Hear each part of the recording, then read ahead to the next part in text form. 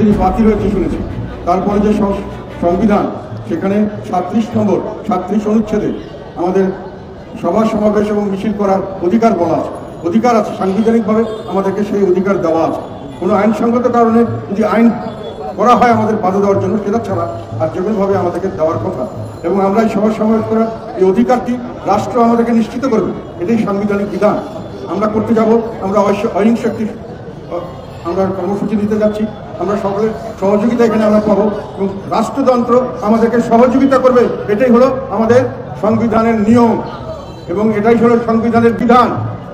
কাজে আমাদেরকে বাধাগ্রস্ত করে, আমাদেরকে কোনো রকম যদি কেউ বাধাগ্রস্ত করতে চায়, সেখান থেকে আমাদেরকে রক্ষা করা, এটাই হলো রাষ্ট্রের কাজ এবং এটাই সংবিধানে বলা আছে। পঞ্চদশ সংশোধনী বাতিল হওয়ার পরে যদি আপনি বলেন পঞ্চদশ সংশোধনী এখনো আছে, তাহলে এটার কোনো কথা নেই। আমরা শুনেছি যে এটা বাতিল হয়েছে।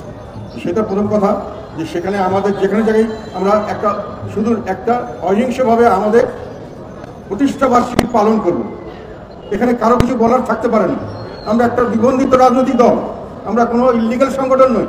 আমরা সবসময় 39 বছর থেকে সবসময় ছিলাম জনগণের পাশে, সবসময় জনগণের সঙ্গে ছিলাম এবং এখনও আছে এবং জনগণ আমাদের সঙ্গে আছে।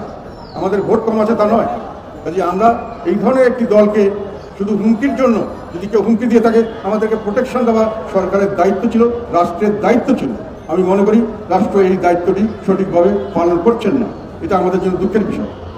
আমাদের জাতীয় পার্টির ইতিহাস, আমাদের ঐতিহ্য, এটা হলো আমাদের নেতা আল্লাহ হোসেন মোহাম্মদ এরশাদের 9 বছরের গণমুখী সংস্কার এবং উন্নয়নের রাজনীতি এবং পরবর্তীতে আমরা যে রাজনীতি করছি সেটাও আমাদের নেতা আল্লাহ হোসেন মোহাম্মদ এরশাদের স্বপ্নের নতুন বাংলাদেশ গড়ার রাজনীতি।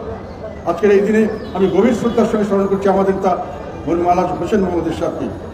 উনি জনগণের প্রয়োজনে, জনগণের প্রত্যাশা অনুযায়ী ক্ষমতা গঠন করেছিলেন, ক্ষমতা নিয়েছিলেন এবং জনগণের প্রত্যাশা অনুযায়ী উনি দেশ চালিয়েছেন এবং তারপরে জনগণের প্রত্যাশা অনুযায়ী স্বেচ্ছায় পদত্যাগ করে চলে গেছেন।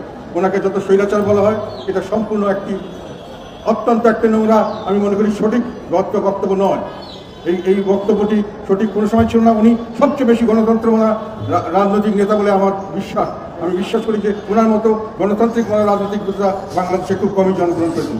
উনি কোনো সময় সরকার জনগণের ইচ্ছার বাইরে কিছু করেননি। জনগণ যেটাতে খুশি হয় সেটাই উনি করেছেন।